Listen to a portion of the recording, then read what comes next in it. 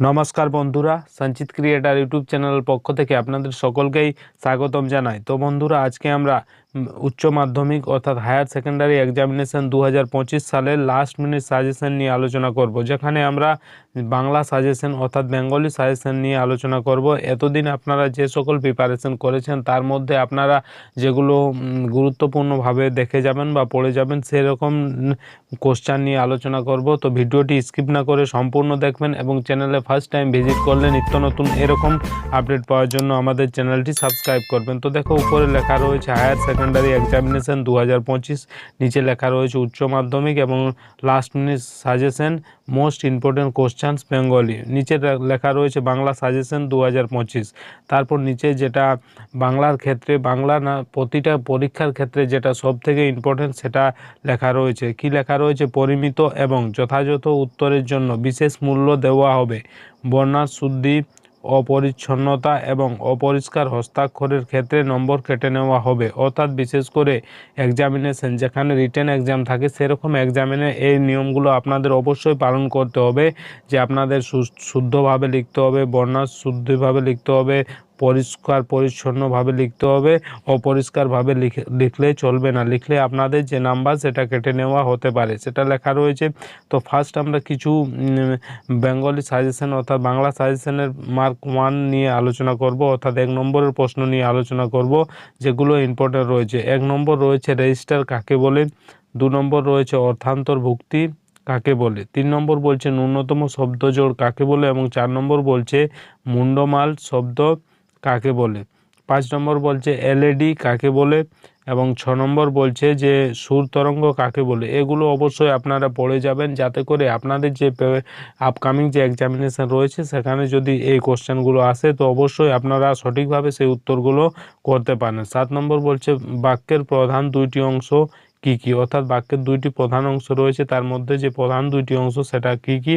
এবং 8 নম্বর বলছে যুক্তধ্বনি কাকে বলে, 9 নম্বর বলছে প্রত্যয় কয় প্রকার ও কি কি, 10 নম্বর বলছে পরাধীন রূপমূল কাকে বলে। চলে আসবো 11 নম্বর কোশ্চেন, যেখানে কি বলছে না 11 নম্বর কোশ্চেন বলছে যে খণ্ডধ্বনির অপর নাম কি। এরপর চলে আসবো নিচে, অর্থাৎ 5 নম্বরের কিছু ইম্পর্টেন্ট কোশ্চেন নিয়ে আলোচনা করব, যেটা আপনাদের যে আপকামিং এক্সামিনেশন রয়েছে তার জন্য খুবই ইম্পর্টেন্ট। দেখো, এখানে লেখাও রয়েছে মোস্ট ইম্পর্টেন্ট কোশ্চেন্স বেঙ্গলি। এরপর মার্ক 5 অর্থাৎ 5 নম্বরের কোশ্চেন কি কি রয়েছে, তার মধ্যে 1 নম্বর রয়েছে রূপতত্ত্ব অনুসারে সমাজ কয় প্রকার ও কি কি, অর্থাৎ রূপতত্ত্ব অনুসারে সমাজের যে প্রকারভেদ এবং কি কি রয়েছে প্রকার সেগুলো আপনাদের উল্লেখ করতে বলা হয়েছে, সেগুলো অবশ্যই উল্লেখ করবেন। এরপর 2 নম্বর বলছে শব্দার্থ পরিবর্তনের ভাগগুলি কি কি। 3 নম্বর কি বলছে যে শব্দার্থ পরিবর্তনের ধারাগুলো উল্লেখ করে যে কোনো দুটি ধারার উদাহরণ সহ পরিচয় দাও। অর্থাৎ যে শব্দার্থ পরিবর্তন হয় তার যে ধারাগুলো উল্লেখ করতে বলা হয়েছে এবং যে কোনো দুটি ধারার উদাহরণ সহ পরিচয় দিতে বলা হয়েছে। অবশ্যই এই কোশ্চেনগুলো দেখে যাবেন, এগুলো 2025 সালের যে বাংলা এক্সামিনেশন রয়েছে তার জন্য ভেরি ভেরি ইম্পর্টেন্ট রয়েছে। এরপর বলছে 4 নম্বর গঠনগত দিক থেকে বাক্য কয় প্রকার, যে কোনো এক প্রকারের উদাহরণ সহ পরিচয় দাও। এটা 4 নম্বর রয়েছে। এরপর নিচে চলে আসবেন 5 নম্বর। 5 নম্বর কি বলছে না 5 নম্বর বলছে উদাহরণ সহ গুচ্ছধ্বনির পরিচয় দাও, যেটা 5 নম্বরে রয়েছে, তাই অবশ্যই আপনারা 5 নম্বরের মতোই লিখবেন, অর্থাৎ একটু বড় করে লিখবেন। চলে আসবেন 6 নম্বর। 6 নম্বর বলছে ভাষাবিজ্ঞানের বহুল প্রচলিত 3টি শাখা কি কি, তাদের সম্পর্কে বিস্তারিতভাবে আলোচনা করো। 6 নম্বর, এটাও খুবই ইম্পর্টেন্ট রয়েছে, অবশ্যই দেখে যাবেন। এরপর বলছে কে বাঁচায় কে বাঁচে, গল্পটির নামকরণের সার্থকতা বিচার করো। কিছু কিছু যে গল্প রয়েছে সেই গল্পের বেশিরভাগ কি থাকে, তার যে শিরোনাম অর্থাৎ যে তার যে টাইটেল দেওয়া রয়েছে তার যে নামকরণ কতটা সার্থক হয়েছে সেটা বিচার করতে বলা হয়। যেমন এই কোশ্চেনে বলা হয়েছে যে কে বাঁচায় কে বাঁচে, গল্পটির নামকরণের যে সার্থকতা সেটা বিচার করতে বলা হয়েছে। অবশ্যই এরকম কোশ্চেনগুলো দেখে যাবেন, কারণ এগুলো আসার প্রবল সম্ভাবনা রয়েছে। এরপর বলছে 8 নম্বর। 8 নম্বর কি বলছে না মৃত্যুঞ্জয়ের বাড়ির অবস্থা শোচনীয়, মৃত্যুঞ্জয় কে, তার বাড়ির অবস্থা শোচনীয় কেন? এগুলো সবগুলোই কত নাম্বারের? না 5 নাম্বারের। তো অবশ্যই আপনারা সেগুলো ভালো করে পড়ে যাবেন যে মৃত্যুঞ্জয়ের বাড়ির অবস্থা শোচনীয়। মৃত্যুঞ্জয় কে এবং তার বাড়ির অবস্থা শোচনীয় কেন? এরপর 9 নাম্বার। 9 নাম্বার কি বলছে? না 9 নম্বর বলছে রক্তের অক্ষরে দেখিলাম আপনার রূপ। কবির এমন কথা বলার কারণ আলোচনা করো। অর্থাৎ এই যে কবি প্রথমে যে লাইনটা উল্লেখ করেছেন যে রক্তের অক্ষরে দেখিলাম আপনার রূপ, কবির এমন কথা বলার কারণ কি ছিল সেটা আলোচনা করা অর্থাৎ লিখতে বলা হয়েছে। তো অবশ্যই পড়ে যাবেন। এরপর বলছে 10 নাম্বার। 10 নাম্বার কি বলছে? না 10 নাম্বার বলছে যে সত্য যে কঠিন এই উপলব্ধিতে কবি কিভাবে উপনীত হলেন তা রূপনারায়ণের কূলে কবিতা অবলম্বনে লেখো। অর্থাৎ সত্য যে খুবই কঠিন সেটা কীরকমভাবে উপলব্ধি করেছিলেন সেটা কার অবলম্বনে লিখতে বলা হয়েছে? না রূপনারায়ণের কূলে কবিতা অবলম্বনে সেটা লিখতে বলা হয়েছে। এরপর বলছে 11 নম্বর। যে সকল কোশ্চেনগুলো আমরা আলোচনা করছি সেগুলো অবশ্যই 5 নম্বরের জন্য ভেরি ভেরি ইম্পর্টেন্ট রয়েছে। 11 নম্বর বলছে মৃত্যুতে সকল দেন শোধ করে দিতে সত্যের দারুণ মূল্য লাভ করার জন্য কিভাবে মৃত্যুতে সমস্ত দেনা শোধ করা যায় তা কবিতা অবলম্বনে আলোচনা করো। তো এটাও ইম্পর্টেন্ট রয়েছে, অবশ্যই এটা দেখে যাবেন। এরপর নিচে চলে আসবেন। নিচে বলছে 12 নম্বর। 12 নম্বর কি বলছে? না 12 নম্বর বলছে যে ধোঁয়ার বঙ্কিম নিঃশ্বাস ঘুরে ফিরে ঘরে আসে শীতের দুঃস্বপ্নের মতো। মহাদেশ কবিতায় মধ্যবিত্ত নগর জীবনের যে ছবি প্রকাশ পেয়েছে উদ্ধৃতাংশটির আলোকে তা আলোচনা করো। অর্থাৎ 12 যে কোশ্চেন রয়েছে এটাও ইম্পর্টেন্ট রয়েছে, যেখানে ধোয়ার বঙ্কিম নিঃশ্বাস ঘুরে ফিরে ঘরে আসে শীতের দুঃস্বপ্নের মতো মহাদেশ, অর্থাৎ মহাদেশ যে কবিতা রয়েছে সেখান থেকেই এই উদ্ধৃতাংশটি নেওয়া হয়েছে এবং সেটি সম্পর্কে আলোচনা করতে বলা হয়েছে। চলে আসবো 13 নম্বর কোশ্চেন, যেখানে কি বলছে? না 13 নম্বর কোশ্চেন বলছে অনেক দূরে আছে মেঘ মোদির মহাদেশ কবিতা অবলম্বনে মেঘ মোদির মহাদেশ এর সৌন্দর্য ও তাৎপর্য বিশ্লেষণ করো। অর্থাৎ এখানে যে মহাদেশের কথা বলা হয়েছে তার যে সৌন্দর্য এবং তাৎপর্য এখানে বিশ্লেষণ করতে বলা হয়েছে 13 নম্বর কোশ্চেনে। চলে আসবো 14 নম্বর কোশ্চেন, যেখানে কি বলছে? না 14 নম্বর কোশ্চেন বলছে সমস্ত ক্ষণ সেখানে পথের দুধারে ছায়া ফেলে দেবদারুর দীর্ঘ রহস্য নাগরিক জীবনের ক্লান্তি ও আবদ্ধতা থেকে শান্তির প্রত্যাশা কবিতায় কেমনভাবে প্রকাশ পেয়েছে তা উদ্ধৃতাংশটির আলোকে বিচার করো। অর্থাৎ যে লাইনটা তুলে ধরা হয়েছে সেটা যে তাৎপর্য অর্থাৎ কিভাবে প্রকাশ পেয়েছে তা কি বলা হয়েছে? উদ্ধৃতাংশটির আলোকে বিচার করো। অর্থাৎ কবিতা অবলম্বনে বা যে লাইনটি তুলে ধরা হয়েছে তা অবলম্বনে সেটা আলোকে বিচার করতে বলা হয়েছে। এরপর বলছে 15 নম্বর। 15 নম্বর কি বলছে? না 15 নম্বর বলছে যে মহাদেশ কবিতাটির নামকরণের সার্থকতা বিচার করো। অর্থাৎ যে কবিতাটির নাম মহাদেশ যে বলা হয়েছে তার যে নামকরণের সার্থকতা সেটা বিচার করতে বলা হয়েছে, যে সেটা কতটা যথাযথ হয়েছে সে নিয়ে লিখতে হবে। এরপর বলছে 16 নম্বর। 16 নম্বর বলছে ওই সবুজের ভীষণ দরকার।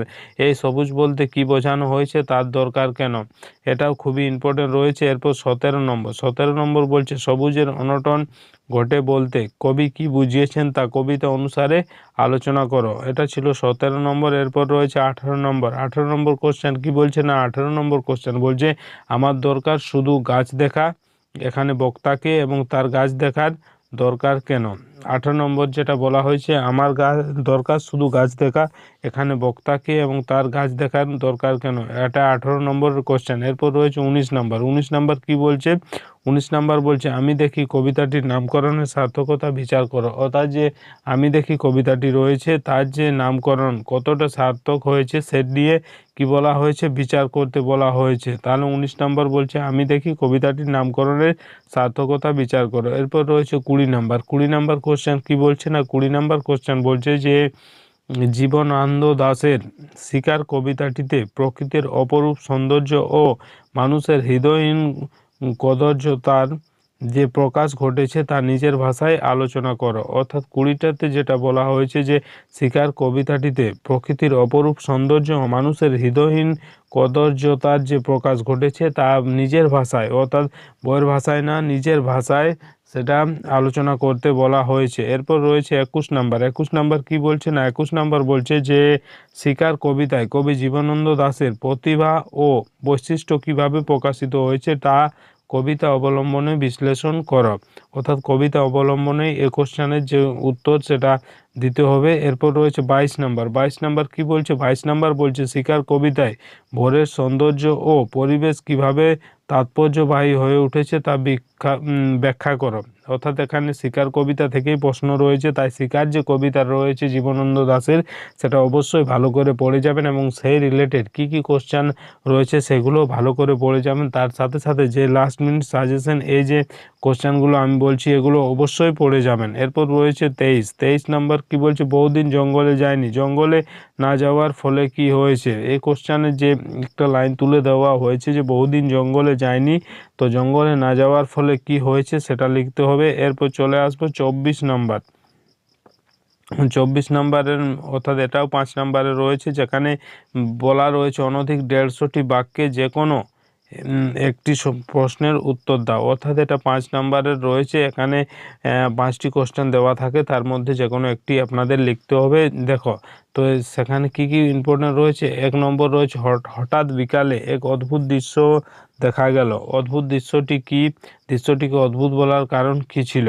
অর্থাৎ এখানে একটি লাইন তুলে দেওয়া হয়েছে, সেই লাইন থেকে বাকি কোশ্চেনগুলো করা হয়েছে। অর্থাৎ আপনাকে অবশ্যই ভালো করে যে টেক্সট বই রয়েছে সেটা পড়াশোনা করতে হবে। কীরকম তুলে দেওয়া রয়েছে দেখো, হঠাৎ বিকেলে এক অদ্ভুত দৃশ্য দেখা গেল, অদ্ভুত দৃশ্যটি কি সেটা আপনাকে লিখতে হবে এবং দৃশ্যটিকে অদ্ভুত বলার কারণ কি সেটাও লিখতে হবে। এরপর বলছে 2 নম্বর। 2 নম্বর কি বলছে, 2 নম্বর বলছে তুমি কি বুঝবে সতীশবাবু, সতীশবাবুকে, সতীশবাবু সম্পর্কে কোন প্রসঙ্গে কেন একথা বলা হয়েছে। অর্থাৎ যে সতীশবাবু কে ছিলেন সেটা লিখতে হবে এবং সতীশবাবু সম্পর্কে এই যে লাইনটি বলা হয়েছে তুমি কি বুঝবে সতীশবাবু, সেটা কোন প্রসঙ্গে বলা হয়েছে অবশ্যই লিখতে হবে। এরপর রয়েছে 3 নম্বর। 3 নম্বর কি বলছে, 3 নম্বর বলছে সে কখনো করে না বঞ্চনা, সে কখনো বঞ্চনা করে না কে, অর্থাৎ কে কখনো বঞ্চনা করে না, কবি কিভাবে সেই ভাবনায় উপনীত হয়েছেন।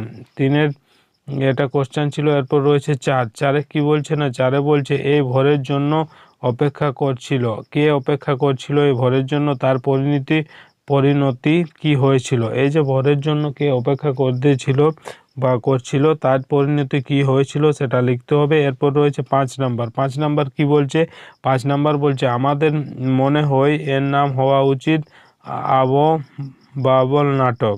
অভাবের চিত্র বিভাব নাটকে কিভাবে প্রকাশ পেয়েছে, এটা অভাবের যে নাটক ছিল সেটা কিভাবে প্রকাশ পেয়েছে সেটা লিখতে বলা হয়েছে। এরপর রয়েছে 6 নম্বর। 6 নম্বর কি বলছে, শিল্পকে যে মানুষ ভালোবেসেছে তার বার্ধক্য নেই। কালীনাথ। নানা রঙের দিন নাটক অবলম্বনে মন্তব্যটি তাৎপর্য বিশ্লেষণ করো। অর্থাৎ নানা রঙের যে দিন ছিল নাটকটি সেটি অবলম্বনে কি বিচার করা বলেছে না, শিল্পকে যে মানুষ ভালোবাসে তার বার্ধক্য নয়, এটা সেই নানা রঙের যে নাটক রয়েছে সেই মন্তব্যটি তাৎপর্য করতে বলা হয়েছে। এরপর 7 নম্বর। 7 নম্বর বলছে ঠিক হলো ট্রেনটাকে থামানো হবে। কোন ট্রেনের কথা এখানে বলা হয়েছে, সেটি কিভাবে থামানো হয়েছিল। অর্থাৎ যে ট্রেনের কথা এখানে বলা হয়েছে সেটা লিখতে হবে এবং কিভাবে থামানো হয়েছিল সেটা লিখতে হবে। এরপর রয়েছে 8 নম্বর। 8 নম্বর বলছে বইয়ে লেখা রাজার নাম, রাজারা কি পাথর ঘাড়ে করে আনতো, কারা কেন পাথর ঘাড়ে করে এনেছিল।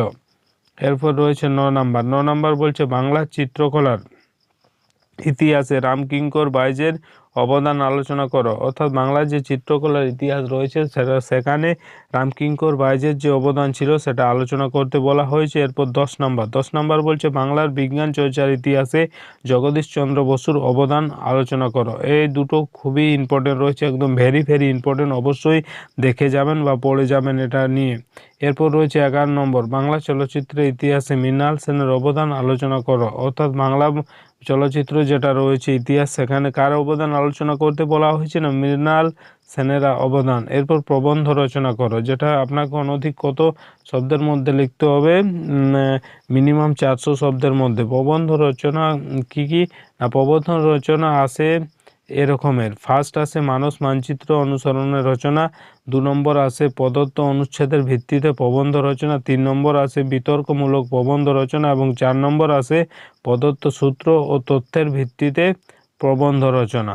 এর মধ্যে আমরা যে প্রবন্ধ রচনা রয়েছে এগুলোর ইম্পর্টেন্ট কি কি হতে পারে সেগুলো দেখব। ফার্স্ট মানস মানচিত্র প্রবন্ধ রচনা, এর মধ্যে কি বিষয় দেওয়া হয়েছে, ছাত্রজীবন, অর্থাৎ আপনাকে ছাত্রজীবন সম্পর্কে যে প্রবন্ধ সেটা 400 শব্দের মধ্যে, মিনিমাম 400 শব্দের মধ্যে লিখতে হবে। এরপর নিচে চলে আসবেন যে মানস মানচিত্র প্রবন্ধ রয়েছে তার মধ্যে লিখতে হতে পারে বাংলা ঋতু বৈচিত্র্য, অর্থাৎ পশ্চিম বাংলা বা বাংলার যে ঋতু বৈচিত্র্য রয়েছে সেটার সম্পর্কে লিখতে হবে। তারপর বিশ্ব উষ্ণায়ন বা গ্লোবাল ওয়ার্মিং যেটা আমরা বলি। এরপর একটি ভ্রমণের অভিজ্ঞতা, পরিবেশ দূষণ ও বিশ্ব উষ্ণায়ন, এটা আলাদা আলাদা করেও আসতে পারে, শুধু বিশ্ব উষ্ণায়ন বা শুধু পরিবেশ দূষণ এরকম করেও আসতে পারে। তো অবশ্যই আপনারা মানস মানচিত্র প্রবন্ধের যে গুলো বললাম সেগুলো অবশ্যই ইম্পর্টেন্ট রয়েছে, তাই সেগুলো অবশ্যই পড়ে যাবেন এবং ভালো করে পড়ে যাবেন। এরপর 2 নম্বর কি বলছে, প্রদত্ত সূত্র ও তথ্য অবলম্বনে একটি প্রবন্ধ রচনা করো, যেখানে কি কি রয়েছে ইম্পর্টেন্ট না, এখানে ইম্পর্টেন্ট রয়েছে 1 নম্বর রয়েছে জীবনানন্দ দাশ, 2 নম্বর রয়েছে স্বামী বিবেকানন্দ, 3 নম্বর রয়েছে কাজী নজরুল ইসলাম, 4 নম্বর রয়েছে রবীন্দ্রনাথ ঠাকুর, 5 নম্বর সৌমিত্র চট্টোপাধ্যায়, তারপর রয়েছে 6 নম্বর লতা মঙ্গেশকর, 7 নম্বর অরিজিৎ সিং, 8 নম্বর মাইকেল মধুসূদন দত্ত, 9 নম্বর মহাশ্বেতা দেবী, আর 10 নম্বর রয়েছে ঈশ্বরচন্দ্র বিদ্যাসাগর, রাজারাম মোহন রায়, আর শেষে রয়েছে বঙ্কিমচন্দ্র চট্টোপাধ্যায়। অর্থাৎ প্রদত্ত সূত্র ও তথ্য অবলম্বনে যে প্রবন্ধের কথা বলা হয়েছে তার মধ্যে এগুলো রয়েছে, এগুলো অবশ্যই দেখে যাবেন, যাতে করে আপনাদের যে আপকামিং এক্সামিনেশন রয়েছে সেখানে যদি সেই প্রবন্ধ রচনা আসে তাহলে আপনারা সুন্দরভাবে লিখতে পারেন। এরপর রয়েছে নিচে যে প্রদত্ত অনুচ্ছেদটিকে অবলম্বন করে প্রস্তাবনা বা ভূমিকা স্বরূপ গ্রহণ করে পরিণতি দানের একটি পূর্ণাঙ্গ প্রবন্ধ রচনা করো, যেখানে বলা হয়েছে মানব জীবন সম্পর্কে। এরপর নিচে বলছে যে প্রতিপক্ষে যুক্তির দুর্বলতা প্রমাণ করে স্বপক্ষে যুক্তি বিন্যাস করে প্রবন্ধ রচনা করো। বিতর্কের যে বিষয়টা হচ্ছে সেটা হচ্ছে ইন্টারনেট পরিষেবা ছাত্রছাত্রীদের মৌলিকতা বা নিজস্বতাকে খর্ব করছে। এ বিষয়ে আপনাদের কি প্রতিপক্ষের যুক্তির যে দুর্বলতা রয়েছে সে সম্পর্কে প্রবন্ধ রচনা করতে হতে পারে। এরপর নিচে বলছে প্রদত্ত সূত্র ও তথ্য অবলম্বনে প্রবন্ধ রচনা, যেখানে আপনাকে সত্যজিৎ রায় ইম্পর্টেন্ট রয়েছে, অবশ্যই এটা পড়ে যাবেন এবং যাতে করে আপনাদের এক্সামে যদি এরকম প্রবন্ধ আছে তো আপনারা ভালো করে লিখতে পারেন। তো বন্ধুরা এই ছিল আজকের আপডেট। আশা করি আজকের এই ভিডিওর মাধ্যমে আপনাদের যে সকল বন্ধুরা উচ্চ মাধ্যমিক পরীক্ষা 2025 সালে দেবেন তাদের যে বাংলার সাজেশন, লাস্ট মিনিট সাজেশন নিয়ে আলোচনা করলাম। ভিডিওটা ভালো লাগলে লাইক করবেন, বন্ধুদের কাছে শেয়ার করবেন এবং কমেন্ট করে অবশ্যই জানাবেন ভিডিওটা কেমন লাগলো। ভিডিও ভালো লাগলে এবং চ্যানেলে ফার্স্ট টাইম ভিজিট করলে নিত্য নতুন এরকম আপডেট পাওয়ার জন্য আমাদের চ্যানেলটি সাবস্ক্রাইব করবেন এবং পাশের যে বেল আইকন সেটা প্রেস করে দেবেন, কারণ যখনই আমরা এরকম নতুন কোনো আপডেট নিয়ে আসবো সেই আপডেট সব থেকে প্রথম আপনাদের কাছে পৌঁছে যাবে। ধন্যবাদ।